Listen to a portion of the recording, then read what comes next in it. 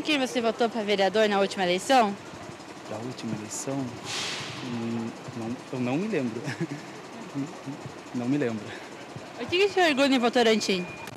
O que me orgulha é a oportunidade que o Votorantim oferece para os jovens.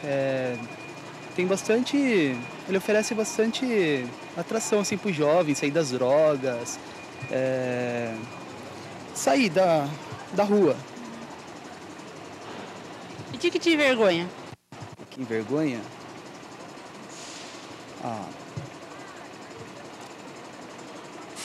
Não tem uma coisa específica assim o que envergonha, né? Porque agora está melhorando muito, perto do que era Votorantim antigamente. A gente que cresceu aqui, a gente conhece, então mudou muita coisa aqui, então está cada vez melhorando mais. Você se lembra quem você votou na última eleição passada para vereador?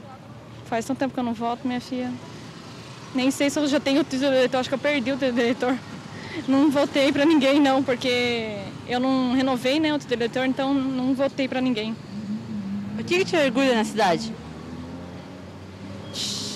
Agora é uma pergunta que você me pegou agora.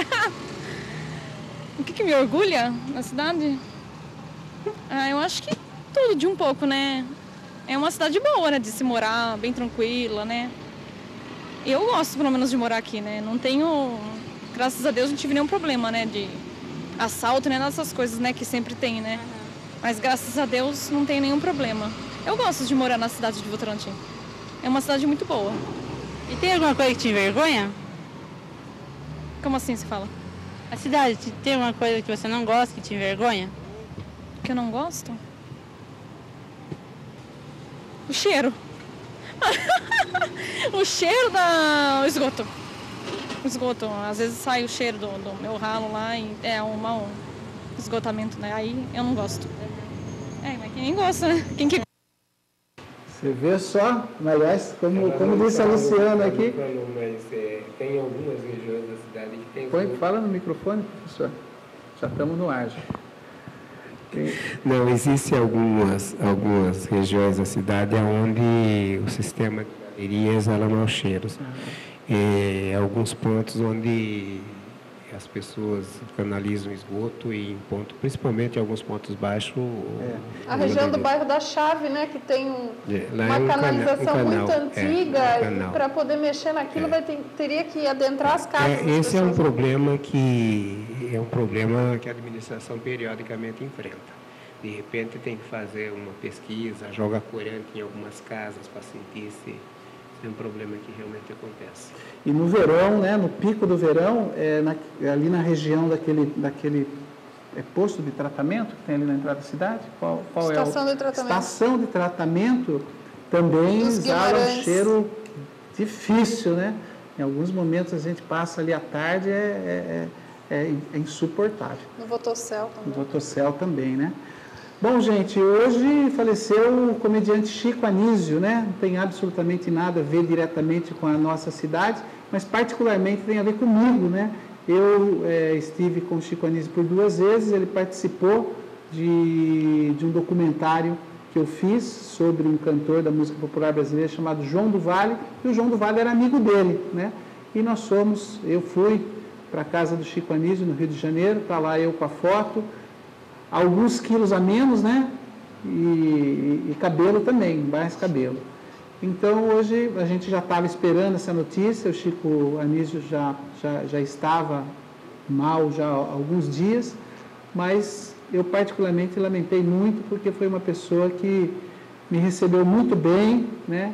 Eu ali estou presenteando ele com um disco da Folia de Reis, um disco que eu produzi, que é um grupo lá de Sorocaba, e como o Chico Anísio tem uma música também composta na década de 70, que é uma Folia de Reis, ele ficou muito contente com esse presente que eu levei para ele. Então fica aqui a nossa homenagem, a nossa tristeza pelo falecimento do humorista Chico Anísio. Luciana, vamos falar um pouco das notícias ou vamos dar um alô para quem nos ligou? Vamos dar um alô para o pessoal que ligou? Vamos sim, vamos lá. A gente depois vai recepcionando as novas pessoas que ligarem. 3247-1010, você liga, participa, deixa a sua opinião e concorre a prêmios também na noite de hoje. Lembrando que o Debate dos Fatos vai ao ar ao vivo às sextas-feiras, das 7h30 da noite às 10 horas da noite, e no domingo a partir das 9h30, 10 horas da noite, é a reprise. Então, se você está assistindo no domingo, você está vendo a nossa reprise. Bom, está chegando ainda mais pessoas que ligaram aqui. O Elcio Ribeiro, do Jardim Clarice, manda abraços a todos nós e ao nosso entrevistado. A Roseli Henrique, do Jardim Paulista, também manda abraços. A Gislaine Mota, do Parque Bela Vista, abraço a todos. Agradecer ao Wellington pela mensagem que deixou no Facebook. Aliás, Gislaine, foi seu aniversário, né? Feliz aniversário. Eu acho que é isso que ela está agradecendo. Parabéns por essa data tão festiva. A Alessandra Fidêncio, do Dominguinhos, também nos assistindo e manda abraços. Ricardo Pinheiro, do Dominguinhos. Rosimeire Fidêncio, do Dominguinhos, está gostando muito do nosso programa. Obrigada, Rosimeire. Meire Titonelli, da Vila Nova Votorantim, manda abraços também a nós. Ivone Jimenez, do Mirante dos OVNIs. Tereza Marques, da Chave. Kátia Marques, da Chave, deve ser da mesma família aqui. O Irineu Piatti, do Vossoroca. A Luísa Piatti, do Vossoroca, parabeniza pelo programa, obrigada. Ivani Amorim, do Rio Acima, o programa é 10 e o convidado Erinaldo está 1000. Abraços ao Erinaldo, a mim e ao Wellington. Obrigada, Ivani. A Silmara Garcia, ela que é professora de música. Silmara, professora de música do Centro. Parabenizar o programa e deixar um grande abraço ao professor Erinaldo. O senhor acho que conhece, né? A Neuza Ribeiro, do Monte Alegre, abraços a todos nós também. Claudino Piatti, do Parque São João, manda abração para o professor Erinaldo. A Preta, do Parque São João, abraço Wellington, Luciana, e especial ao professor Erinaldo. Ana Maria Alarcon, do bairro Itapeva, abraços ao Erinaldo, ao Wellington, a mim, diz que o programa está muito bom, obrigada. Marcelo Brizola, do Rio Acima, também manda abraços. A Neri Pereira da Silva, do Vossoroca. Rosemary Belmejo, da Vila Albertina. Parabéns pela iniciativa da entrevista com o professor Erinaldo, pela experiência, vivência, política e profissionalismo. Está aqui, então, a opinião da Rosemary. Daniela... Onde é a Vila Albertina, professor? O senhor sabe? Aqui embaixo. Aqui embaixo. Usa o microfone. Falar no microfone. Indo para Sorocaba, lado esquerdo ali da prefeitura, toda aquela região ali é considerado Vila Albertina. Às vezes o que me confunde muito é que alguns nomes de bairro, ele está incorporado a outro bairro, né? Exato. Então, às vezes eu me sinto chateado de não conhecer, mas na verdade eu conheço. Normalmente, em Vila Albertina, o pessoal vê a Rua Albertina Nascimento, mas a Vila Albertina é para aquela região baixa. Que nem a Vila dos Protestantes, é praticamente no centro da cidade, né? E fica ali próximo. Só que ela se ramifica para o lado direito da Reverendo José Manuel da Conceição, todo aquele entorno, aquelas ruas João Xavier de Pontes, a José Carlos de Campos, aquelas ruas, tudo considerado o bairro dos protestantes. Quarteirão da minha casa, acho que são 3 bairros, cada rua ali é um bairro. Você lembra lá? Bem. Tem Jardim Maria Lúcia, Jardim Antônio Cassilo e Jardim De Vito, exatamente. Então eu vou parar de ficar chateado. E todos eles ficam na Vila Garcia, então é mais fácil. A Vila Dilze também, que é próximo. Então eu fico chateado à toa, né? Porque não, Vila Garcia eu conheço, né? Agora no meu quarteirão são 3 bairros ali. Enquanto falam Vila Garcia, você lembra do Geralzão. Agora não fala Vila Dilze, o Jardim De Vito, Maria Lúcia. Daniela Aparecida Batista, do Jardim Clarice, também nos acompanhando, manda abraços. Primo Fidêncio, do Dominguinho, nos acompanhando. Cacilda Godinho, do Jardim Paraíso, está adorando o programa e manda abraço a todos. Obrigada, Será que é a mãe do Godinho? Não, né? Não sei dizer. É a mãe do Godinho?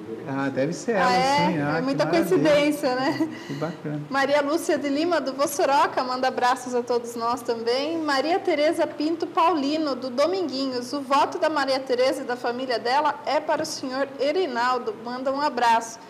Ó, Maria Tereza, ele ainda não é candidato, então ele não... Você já tá declarando seu voto aí, você nem sabe se ele vai ser o candidato? Todos nós sabemos, é só o Erinaldo que não sabe. Tá certo. Prudência e caldo de galinha não faz mal para ninguém, né? O Tomás Martins, nosso colega aqui de casa, manda abraço a todos nós e eu agradeço a audiência do Tomás Martins. Fico sempre feliz com a audiência dele. A Maria Rocha, do Vossoroca, parabéns pelo programa e um abraço ao Erinaldo. Toninho Jimenez, do Mirante dos OVNIs, também sempre nos acompanhando e manda abraços. A Regiane Moraes, Silva Brizola, do Rio Acima, também manda abraços. E agora nós temos aqui 2 questionamentos, professor Erinaldo. Faço agora, Wellington? Sim. O Paulo Cassiano, do Jardim Fortaleza. Para quem não sabe, o Jardim Fortaleza fica na Grande Vila Nova Votorantim, na mesma região. O bairro Fortaleza está crescendo, a cidade está crescendo. O que o Erinaldo acha sobre a retaliação dos vereadores na Câmara? Pois a posição, né, os vereadores da posição retalha a oposição. Nunca há entendimento. O que o senhor acha disso? Como é o nome da pessoa? É a Paulo Cassiano. Paulo. Bom, primeiro eu quero agradecer todas essas manifestações. Eu acho que tem uma coisa que acaba dando para a gente uma certa alegria, você participar de um programa, ou fazer alguma visita, ou ter alguma iniciativa e receber essas manifestações. Isso é muito bom. Para mim, tenho certeza que para vocês aqui da televisão. Mas a maior parte aqui tem o nome do senhor, viu?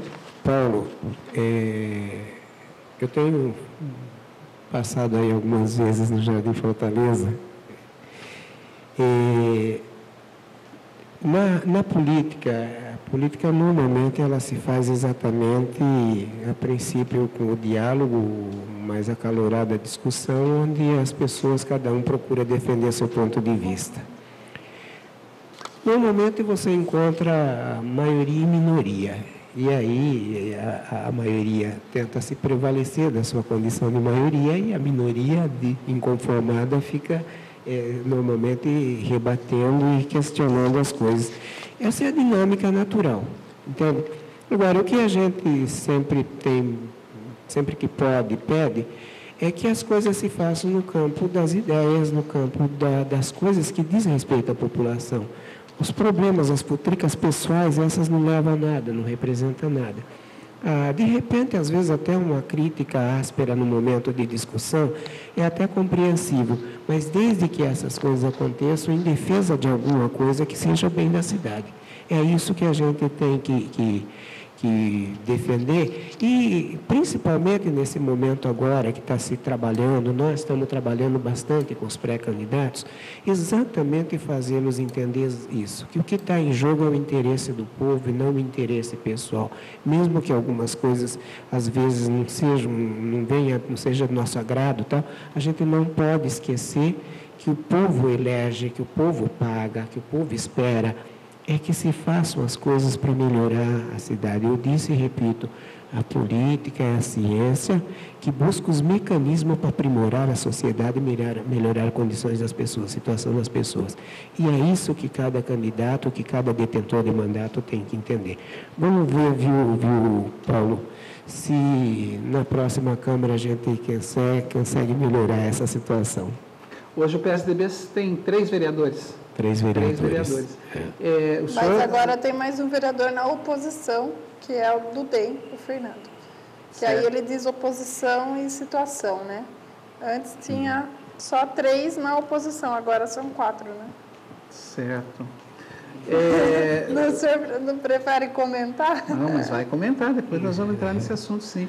Mas, professor, acima de tudo, o senhor é um agente político, né? E imagino que o senhor acompanha o trabalho da Câmara Municipal, né? Mas o senhor tem um motivo a mais para acompanhar o trabalho da Câmara Municipal, que é a sua filha, né? Vereadora Fabiola. Vereadora Fabiola, para quem não sabe, a vereadora Fabiola é filha do professor Erinaldo. A vereadora Fabiola, ela tem a orientação, ela tem só o pai acompanha ou o pai orienta ainda? Porque a gente que gosta de política... Já fez essa pergunta aqui também? Já teve? Já. Teve? Bom, mas nunca é demais, né? Perdi o raciocínio aqui, mas eu já me acho Não, já. Se ele ajuda, se acompanha só. O senhor acompanha, o senhor orienta, essa na verdade, o que eu queria dizer é assim, a gente que gosta de política também, percebe que a vereadora Fabiola, ela teve um amadurecimento político nesses quase 4 anos, surpreendente. Era uma menina que chegou ali na Câmara Municipal, acanhada, ali num lugar ali que quem fala mais alto, às vezes, é o que sobressai, né? E hoje a gente vê que ela marcou posição, que ela é uma liderança, né? Isso deve-se à orientação do pai ou é um instinto aí pessoal dela?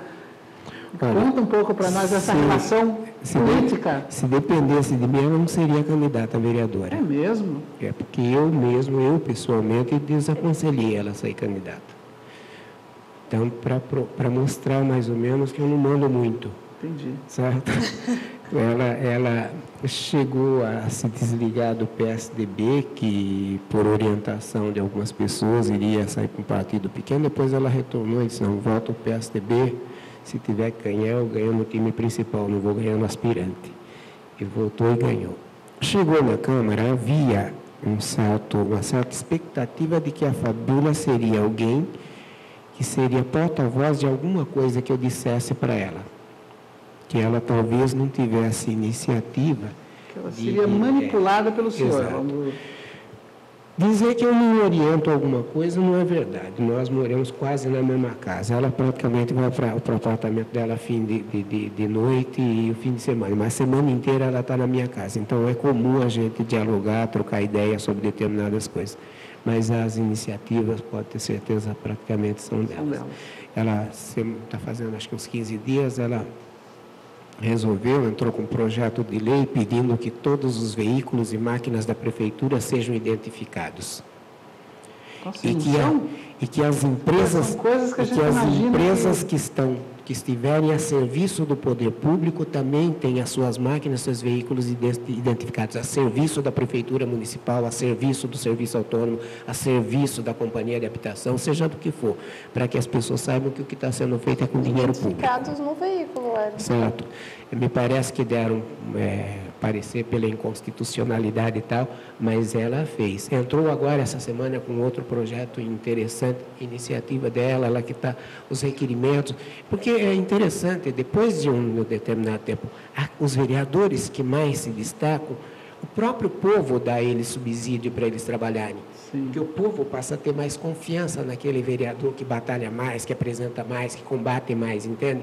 Então, a Fabíola, para mim, foi uma grata surpresa como vereadora, porque ela faz com que a população, não só ela, mas ela tem esse papel também, sinta que existe uma oposição, que existe uma voz que discorda das coisas, para tentar, desta discordância, gerar uma melhora, trazer alguma coisa mais produtiva em termos do trabalho da própria Câmara. Em momentos mais difíceis dela lá, eu me lembro assim, de 2 episódios que eu imagino que ela precisou do amparo ali, não só no sentido do pai, mas no sentido da pessoa mais experiente, que foi a questão do telefone, que foi uma coisa que se falou bastante, e agora, mais recentemente, a exoneração do assessor dela, né? Em momentos assim, de mais conflito, no sentido do trabalho, né? do legislativo, ela pede socorro para o pai ou o pai... É importante a gente estar presente, porque ela é mulher, é uma menina ainda, não teve essa vivência. Sim. Eu, com 22 anos, fui eleito vice-prefeito. Sim. Certo? Ela chegou à vereança um pouco mais tarde. Mas ela principalmente quando ela sente que a coisa é meio pesada e tal, a gente tem que dizer para ela que as coisas são assim mesmo. E o que fez ela, particularmente nesse episódio do Marcelo, foi a Justiça determinar o retorno do Marcelo, foi a sentença publicada antes de ontem, da Justiça, dando ganho de causa para o processo que ela entrou. Entende? Nós divulgamos aqui? Entende? Não. Então, isso acho que foi publicado ontem no Diário Oficial, foi, certo? Então, isso até certo ponto conforta, para dizer, olha, tem caminhos que conduzem ao resultado prático, que se você caminhar dentro da lei, você acaba tendo amparo dentro da lei. Então, mas ela tem sido também ponderada. Eu sempre recomendo a ela que pise no freio, não dê vazão aos sentimentos, principalmente nas horas em que a coisa se torna um pouco mais aguda, tem que segurar e dominar, depois você consegue contornar, porque ela é testada com frequência. Com frequência. Imagino, né? Agora, não como pai, mas como líder, como liderança. Os outros dois vereadores, o Bruno e o Robson, né? Como que o senhor avalia o desempenho deles como representantes do partido? Olha, eu já tive, como eu disse para vocês, eu entrei na linha de frente no segundo mandato, mas eu já participei do primeiro, eu participei da campanha da emancipação. Isso, aliás, precisamos falar sobre isso. Participei da campanha da emancipação, não deveria sair candidato a prefeito no primeiro mandato, primeiro prefeito, primeira Câmara de Vereadores, por uma questão interna eu acabei não saindo, mas vivi todo esse período. E tivemos muita dificuldade com vereadores que se diziam amigos da gente, que houve episódios até da gente ter que expulsar elementos do partido. Então, o que eu quero deixar aqui, já fui presidente até pouco tempo, estava respondendo pela presidência do partido, mas vivo intensamente o partido em Votorantim, que nós temos no Robson e no Bruno, dois amigos, dois parceiros, dois elementos fiéis ao nosso partido, certo? Cada um totalmente diferente do outro. O Bruno extrovertido, brincalhão, e o Robson fechadão, sem falar quase na câmara, mas não fala, né? Quase. Fiéis. Não fala. Não, ele fala, não fala no microfone. Certo? Mas extremamente fiéis. O PSDB está satisfeitíssimo com os 3 vereadores que elegeu, porque são fiéis, trabalham. Se vocês puderem avaliar, conhecer os requerimentos, as indicações, as iniciativas dele, são 3 elementos que nós, de oposição, estamos plenamente satisfeitos com a atuação desses elementos. Muito bem. Aliás, o Bruno ligou para nós hoje, dando conta de um incêndio de uma casa de uma família lá no bairro da Chave, e ele estava muito preocupado que a família ficou sem absolutamente nada. E a partir da segunda-feira a gente vai estar vendo o que a gente pode fazer para ajudar essa família, que é vizinha do Bruno lá. Parece que ele até teve que andar pulando o muro lá para ajudar a apagar o incêndio. Agora, o Robson, a gente não consegue conversar com ele, não, porque ele não por ser uma pessoa difícil, né? Mas eu acredito que deve ser pela timidez, assim, a gente nunca conseguiu uma aproximação com ele. Quando... O fato que chama atenção para a gente. Um dia alguém me procurou e disse, olha, eu queria trazer a filiação de um elemento aqui, só que esse rapaz vai ser vereador. Todo mundo que chega conversa. Vai ser vereador, né? Mais um que vai ser vereador. Aí, filiando tal, aí eu fui conhecer o Robson. Coincidentemente, quando eu vim morar em Votorantim, a casa dos avós do Robson, mas não conheci o Robson, agora é que eu fui conhecer. Tudo bem, mas aí candidato quase não frequentava o partido, e quando chegou as eleições, o Robson... E vou falar para você, né? Com toda a chance de continuar na Câmara. Porque é um cara... Ele faz um trabalho de comunidade, né? Trabalho de comunidade.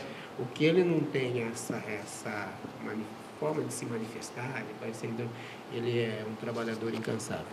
Olha só. Robson, eu acredito que você seja fiel, assim como o professor falou, e você deve estar nos assistindo, porque o professor está aqui, você deve estar aí acompanhando.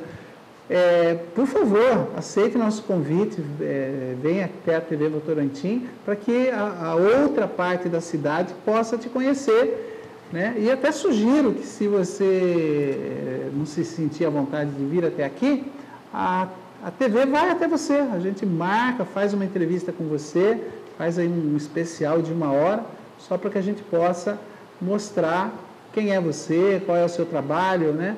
Porque é o único vereador que ainda nós não tivemos a chance de poder conversar, de poder dialogar. E a gente só ouve boas referências a seu respeito, tanto do seu grupo político, quanto das pessoas, da população, né? Aliás, nós temos o nosso cinegrafista aqui, o Jorge Silva, que mora na sua região, e sempre está aqui tecendo elogios para você. Porque às vezes a gente perde meia paciência aqui e fala umas besteiras de você, né? Pô, que custa ele atender? Que custa ele atender? Custa ele conversar? E daí o Jorge sai na sua defesa aqui, que assim todos os vereadores falassem pouco, mas tivesse a participação que você tem, principalmente junto à sua comunidade. Então, mais uma vez, está aqui o pedido para que você fale com a TV Votorantim. Vamos lá, Luciana? Vamos, eu vou dar continuidade às notícias, Isso. Depois eu continuo lendo os questionamentos e os recadinhos. Rony, eu estou no ar? Estou. Aqui ele está na minha frente ali, eu estou sem um retorno, né? Vamos falar então do aniversário de instalação do município. Na próxima terça-feira, Votorantim completa 47 anos de instalação, ou seja, há 47 anos consolidou-se como cidade e os primeiros representantes políticos tomaram posse, tanto na Prefeitura Municipal como na Câmara dos Vereadores. Lembrando que dia 1º de dezembro aconteceu um plebiscito, onde a população escolheu pelo sim, Votorantim deve se desmembrar de Sorocaba. Na ocasião, havia muitos feriados e o governo federal, né, sugeriu às cidades novas da época que não criasse mais um feriado municipal. Por isso, o feriado é em 8 de dezembro, porque 8 de dezembro comemorava-se dia de Nossa Senhora da Conceição. Então, como seriam 2 feriados na mesma semana, passou-se para 8 de dezembro o aniversário da cidade. Porém, a cidade realmente virou cidade, legalmente falando, consolidada, instalada com representantes políticos, em 27 de março, que é na próxima terça-feira, comemoraremos aí 47 anos de instalação e muitos desses anos comandadas pelo nosso entrevistado de hoje, não é isso, Erinaldo? Quantos anos? Na realidade foram 14 anos como prefeito, mais 4 como vice-prefeito e ocupei alguns cargos depois na administração. Fui de perto, assim, trabalhando na administração. Presidente do Conselho Municipal de Assistência Social, praticamente eu fui o primeiro presidente, era a esposa do Luiz e eu acabei sendo presidente. Fui 40 anos aí. chefe de gabinete na gestão do Lazinho, quando o Luiz faleceu, fui chefe de gabinete no período que eu fui vice-prefeito, fui secretário da Educação um ano depois que eu saí, em 96, 97. Então eu vivenciei, fui presidente da Comissão do Plano de Desenvolvimento do município durante algum tempo, então eu vivenciei muito Votorantim. E há 47 anos atrás, o senhor vivenciou esse momento? Vivenciei. Eu participei da campanha da emancipação. O senhor tinha o quê? 18 anos? Quando eu comecei na campanha, eu tinha 16 para 17 anos. Certo. Eu era estudante do ginásio ainda, participava do Grêmio estudantil, a gente fazia os movimentos dentro da própria escola. O senhor chega em Votorantim com que idade? Criança? 5 anos para 6 anos. Aí eu participei, fui para São Paulo nos movimentos que foram pressionar a Assembleia Legislativa para aprovar a lei que permitiu o plebiscito. E Votorantim, então, conseguiu. Mas tem um fato interessante. Pedro Augusto Rangel e Nelson Bomas foram eleitos vereadores do distrito de Votorantim para ocupar a Câmara de Sorocaba em 58. Nelson Bomas faleceu, Orlando Pereira, que era suplente, assumiu a vereança no lugar do Nelson Bomas e teve um vínculo com Votorantim e tal. Pedro Augusto Rangel permaneceu e acabou sendo presidente da Câmara de Sorocaba. Quando começaram os comentários da emancipação, o movimento da emancipação, Pedro Augusto Rangel era presidente da Câmara de Sorocaba. E pior que isso, foi candidato a prefeito de Sorocaba em 68. Certo? Perdeu as eleições em Sorocaba, ganhou o Panúzio, o pai do deputado Panúzio, e ele fica na Câmara de Sorocaba até o início de 63.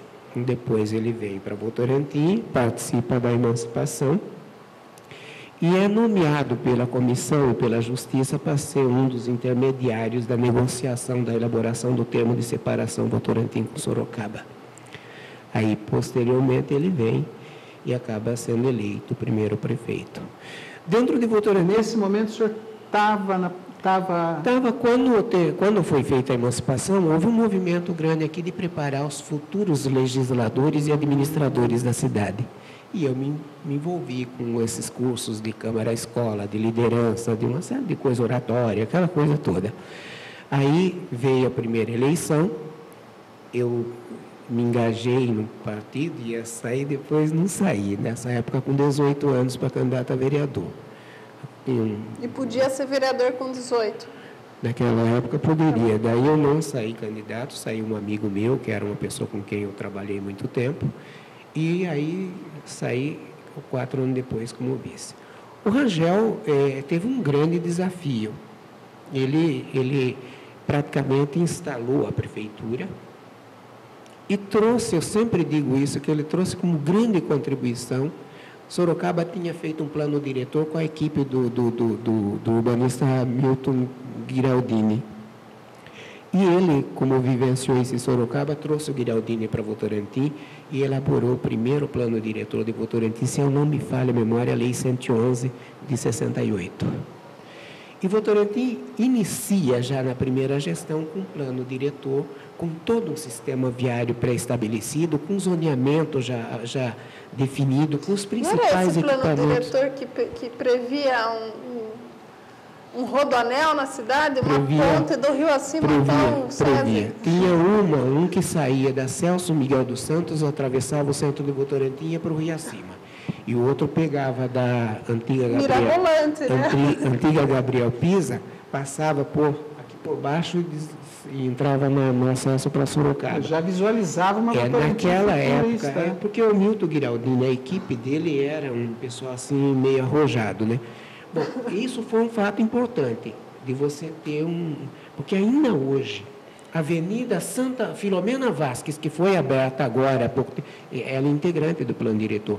Ao lado do SESI, do outro lado de lá, tem uma outra avenida projetada.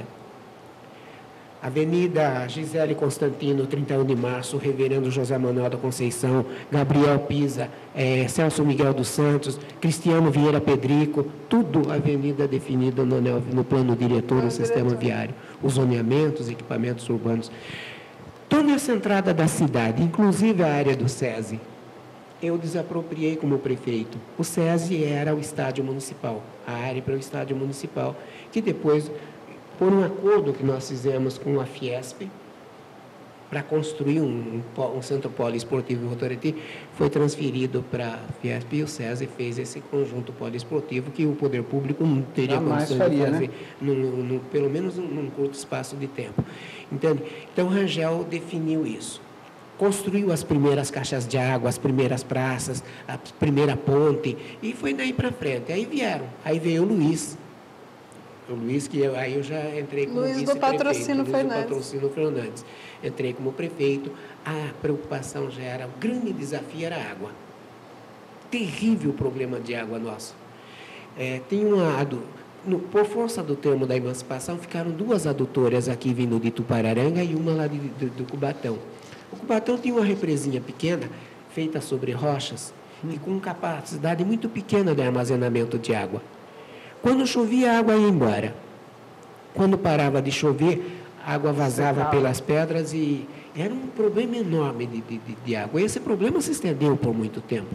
Nós só conseguimos equacionar o problema da água mesmo com a construção da estação de tratamento de água, que foi um grande passo. Hoje, se você considerar a estação de tratamento de água da Chave, o acordo que nós fizemos em 95 para pegar a estação do Votocel, as adutoras que estão praticamente algumas desativadas, e o Ipaneminha, que foi agora abandonado. Sim. Se você jogar todo esse potencial de água que a cidade tem, não tenha dúvida, nós vamos atravessar mais um bom tempo, pelo menos dobrar essa população sem precisar de investimentos para captação de água, a não ser melhorar o que já existe. O que está faltando é a distribuição, mas a cidade se desenvolveu. Agora, quando Sorocaba começou aquele projeto de industrialização, que nós estávamos aqui, nós não tínhamos nem acesso da cidade. Eu falava brincando que nossa entrada não era um trevo, era um quebra-cabeça. As pessoas apanhavam. Eu fui buscar empresas para vir para Votorantim e levava em lugares onde o esgoto corria a céu aberto. Não tinha moradia para ninguém, não tinha escola, não tinha condições de saúde, não tinha pavimentação, não tinha captação de água, não tinha água disponível em boa qualidade para servir, não tinha nem um sistema de eletrificação suficiente. Então, eram desafios que a gente tinha que enfrentar, certo? Mas foi, nós tivemos, eu disse agora que nós estamos... O SAI é criado em que ano, professor? O SAI foi criado em 1972 e o Luiz do Patrocínio, que criou, acabou sendo o primeiro diretor. Foi o Leonardo Tomanic temporariamente, depois o Luiz assume. Quando eu fui prefeito, ele foi meu diretor do SAI. Nesta gestão, nós implantamos sistema de tratamento compacto. Aqui embaixo, primeiro o sistema de tratamento, e começamos a pensar no tratamento do novo mundo, porque como é que a gente ia permitir que a água onde ia o esgoto do bairro caía era a mesma água que o pessoal captava para... Então, nós tivemos alguns desafios. E a cidade foi crescendo, as avenidas foram surgindo, as escolas, a coisa foi melhorando, o programa de saúde. O programa de saúde foi uma das coisas mais arrojadas que nós tivemos. Em 1987, quando nós batemos o martelo para a municipalização da saúde, com médico de família, com ambulatório de especialidade, com vigilância sanitária, vigilância epidemiológica, PA, hospital, unidade básica em cada bairro. Isso foi um negócio, assim, sensacional para a cidade, sabe? Então, hoje, a gente retornando aquele tempo, no tempo que o lixo era catado com uma carroça da Votorantim, certo? No tempo que parecia que o mundo terminava ali no começo da Joaquim Fogaça, porque ali para cima era um breu, ninguém conseguia de noite. Então, você vê isto que nós estamos vivendo hoje, é um negócio que não é o que dizer. A emancipação valeu a pena, sim. Valeu a pena, porque com erros ou acertos, nós tivemos prefeitos decentes, pessoas interessadas. Ninguém nunca teve conhecimento de um prefeito de Votorantim envolvidos em problemas que denegrisse a pessoa dele ou envolvesse a cidade com escândalo. Então, esse trabalho, essas dificuldades, isso a gente sabe que acontece, mas a emancipação valeu a pena. E eu acredito, tenho plena certeza, que Votorantim, revisando o seu planejamento, encaixando um planejamento, adaptando um planejamento com essa importância regional e esse desenvolvimento nosso, não tenho dúvida que dentro de alguns anos nós teremos uma Votorantim muito mais pujante. Maravilha. O senhor já, em outra ocasião, o senhor já falou desse tema aqui, mas a gente sempre pensa naquela pessoa que não ouviu e que não sabe a sua posição. A gente percebe que o serviço de água e esgoto da cidade recebe algumas críticas no serviço que presta. Tá? E a gente tem percebido também que o grande argumento hoje dessa privatização que foi feita. Aliás, não é privatização, já fui chamado a atenção várias vezes, né? A concessão. Né? A concessão.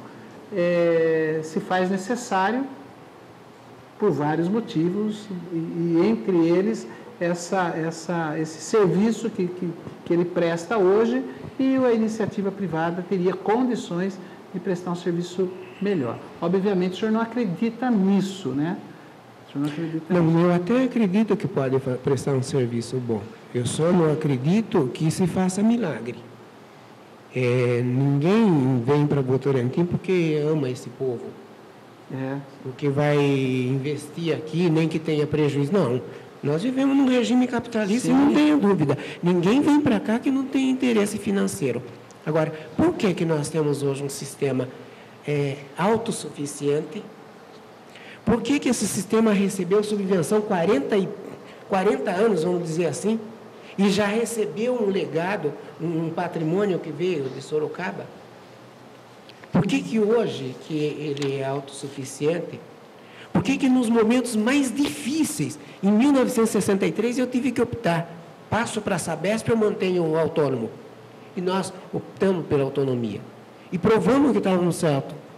Conseguimos dar água tratada, reduzimos violentamente o índice de mortalidade infantil de Votorantim, certo? E hoje, que a gente acha que é um problema meramente de gestão. Meramente de gestão. Não tem segredo, desativou-se o sistema de Ipaneminha E a mesma água que foi para o Parque Bela Vista se bombeou para lá, para Novo Mundo, para Tatiana, para Grivale, para o loteamento, e não preciso dizer, precisava uma nova adutora, precisava mais armazenamento, só que não se fez isso na hora que precisava. Agora vai deixando acumular, chega uma hora que dá pane. Então eu acho que está faltando gestão. Tenho me posicionado contra, sim, porque eu acho, por tudo que eu já vivi, eu acho que nós temos condições de melhorar e fazer o sai da lucro do jeito que ele está, desde que se atenda às necessidades. Tinha cura, então, ainda? Acho que tinha, não tem. Tem. Inclusive, Wellington, Carlos André, a notícia 5, em notícia publicada pelo Jornal Cruzeiro do Sul de hoje, o prefeito Pivetta afirma que Votorantim precisa urgente de mais 6 reservatórios de água até o ano que vem. Caso contrário, os moradores irão ficar sem abastecimento. Segundo ele, se não tiver mais reservatórios, não poderá mais ter picos de aumento no consumo ou aumentar o número de moradores da cidade, pois o sistema de distribuição de água no município foi projetado para 80 mil habitantes e atualmente a cidade conta com 120 mil habitantes. Ele ainda afirmou que o problema não é na obtenção da água, e sim de reserva e distribuição, e que daqui a 4 anos o esgoto também terá ultrapassado o limite. A concessão para a iniciativa privada foi a solução encontrada por ele. Isso foi noticiado hoje pelo jornal Cruzeiro do Sul. O senhor leu essa matéria no Cruzeiro do Sul? Eu estava vendo. Eu só falei o seguinte, há 4 anos atrás, 4 para 5 anos atrás, o prefeito Cassola, numa revista de prestação de conta, ele dizia que em Votorantim não tinha que se falar em falta d'água até o ano 2020. 2020. Em 2020. Ele falava em números o volume de capacidade de água que as estações de tratamentos produzem hoje, 440, 480 litros por segundo, certo? Sem levar em conta as adutoras que estão praticamente sendo descartadas, sem levar em conta o sistema Ipanema, que hoje já se despoluiu. O primeiro sistema de tratamento de esgoto de Votorantim foi feito no Ipanema, para exatamente despoluir a bacia do Ipanema e dar chance de se captar água e dar uma água de melhor qualidade para aquela população. Então, eu falo pela minha experiência. Sim. Por tudo que eu já vivi. Por isso que o senhor está aqui, por isso que a gente pergunta. Acho que o Votorantim não merecia, não devia, porque é uma questão meramente de gestão. É a questão do pessoal poder... E essa má gestão, o senhor acredita que ela se acumulou de quando para quando? Ela vem quando o prefeito... Se fosse possível fazer uma retrospectiva do período das construções de reservatório, de adutoras, tá? Vocês podem procurar que vocês vão encontrar um hiato, um espaço aí onde a coisa... Até onde houve investimento. Daí para frente não houve mais. Que vai se acumulando. Certo? Não está crescendo numa proporção extraordinária, mas crescendo não está, isso é inegável. Cada loteamento novo que se instala, cada condomínio, cada investimento que chega, vai gerar consumo e a cidade não é só na água e no saneamento, não, é tudo. Em tudo, quando você está tratando de problemas de vaga para a escola, de atendimento aumenta médico, o número de alunos, tem que aumentar o número de classes de aula. A mesma coisa no saneamento básico. Isso, então, o senhor sabe, percebe que não houve um acompanhamento. Sim, acho que o que está se falando agora, eu não duvido que nesse momento haja necessidade disso. Agora, o que realmente você deduz de tudo isso é que na hora certa não se fez o que deveria ter feito. Não se investiu, não se construiu para chegar nesse ponto. Entendi. Então vamos dar continuidade aqui às notícias. Talvez não tenha tempo de debater, mas é importante deixar claro aqui algumas notícias da semana. Vamos falar da SP 264. Nesta semana, o governador Geraldo Alckmin anunciou que as obras de duplicação da rodovia João Leme dos Santos, a SP 264, ligação entre Sorocaba, Salto de Pirapora, passando por Votorantim, deverão ser iniciadas ainda neste ano. Até então, nós sabíamos que o projeto estava sendo elaborado, porém, agora ele determinou que já inicie essa obra neste ano. O anúncio foi feito em uma reunião realizada na terça-feira na sede do DR em São Paulo, na qual participaram a deputada Maria Lúcia Amari, que é do PSDB, o prefeito de Sorocaba, Vitor Lippe, também do PSDB, o prefeito de Votorantim, Carlos Augusto Pivetta, do PT, e o prefeito de Salto de Pirapora, Joel Davi Haddad, do PDT. além do diretor da UFSCar, Isaías Torres. Na reunião foi pedido para que o DR instale 3 passarelas para pedestres ao longo da rodovia. Também serão instalados acostamentos, calçadas e ciclovias, além de faixas de aceleração e desaceleração. Na região mais movimentada da rodovia e onde ocorrem mais acidentes, serão implantadas 3 pistas nos 2 sentidos. Nesse trecho, a velocidade máxima permitida será de 60 km por hora. A previsão é que a duplicação esteja concluída em 18 meses após o início das obras. Durante a reunião, o superintendente do DR, Clodoaldo Pelicione, destacou que a duplicação será realizada com padrão de primeiro mundo, pois serão aplicadas novas tecnologias na sinalização e na massa asfáltica da rodovia. Então, está aí um exemplo que a união faz a força, né? Porque 3 prefeitos e a deputada, cada um aí de um partido, e todos os vereadores também mobilizados, e população e a imprensa, que nesse sentido ajudou muito. Nós tivemos várias campanhas, TVT, Jovem Pan, Cruzeiro FM, Jornal Cruzeiro do Sul, toda a imprensa aí reunida nessa campanha da SP 264, que cada dia, infelizmente, mata mais gente. Viu, Luciana, eu acho que, até ouvi uma entrevista do prefeito Vitor Lippe essa semana, ele meio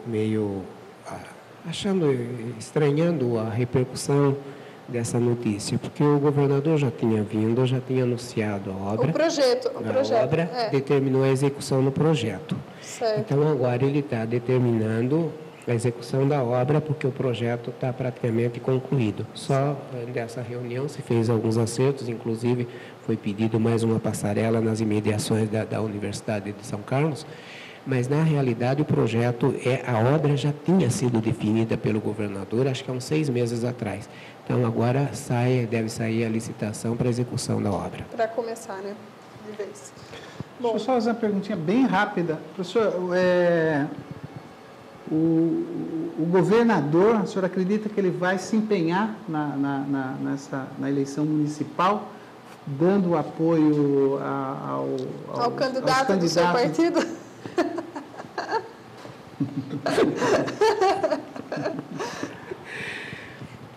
Olha, o governador Alckmin, ele tem dado para nós aqui, para nossa região, uma atenção que, por tudo que eu já vivi politicamente, eu não vi um governador vir tantas vezes anunciar tantas coisas como ele tem vindo. Dia 2 de janeiro, 9 e pouco da manhã, ele estava na zona norte de Sorocaba, entregando o título de propriedade para uma região lá que estava sendo regularizada e entregando viaturas para a polícia.